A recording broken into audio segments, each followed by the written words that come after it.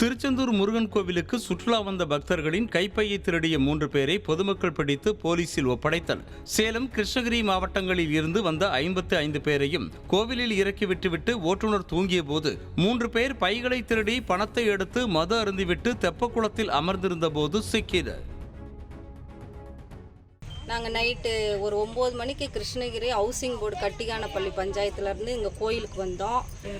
10 மணிக்கு வந்தோம். 10 மணிக்கு வந்து இங்கே இறங்கிட்டு பஸ் வந்து இங்கே வந்து நிறுத்திட்டு எங்களை அங்கேயே இறக்கி விட்டுட்டு அங்கே பஸ்ஸு நிறுத்தக்கூடாது, ஸ்டாப்பிங்கே உள்ளே வராதுன்னு சொல்லிட்டாங்க. அதனால எங்களை மட்டும் இறக்கி விட்டுட்டு கடற்கரையில் இறக்கி விட்டுட்டு தெப்பக்குளத்துக்கு காலியாக தான் பஸ் வந்துச்சு.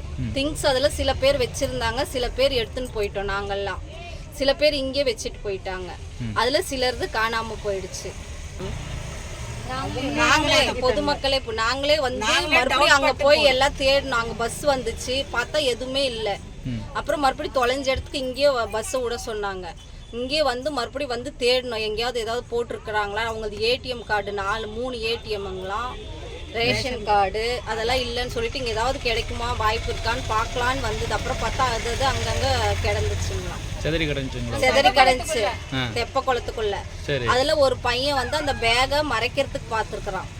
அதை வந்து இவங்க போய் தேடி கண்டுபிடிச்சி அந்த பேகை மறைக்கவே இவங்களுக்கு டவுட் வந்து போய் நோண்டி அந்த பேகை எடுத்துட்டாங்க. என்ன சொன்னாங்க? அப்புறமா தான் எல்லாம் அவனை பிடிச்சி எல்லாம் கலாட்டா. உங்க பேரு? என் பேர் பாபியா. செய்திகளை உடனுக்குடனும் துல்லியமாகவும் தெரிந்து கொள்ள சப்ஸ்கிரைப் பண்ணுங்க.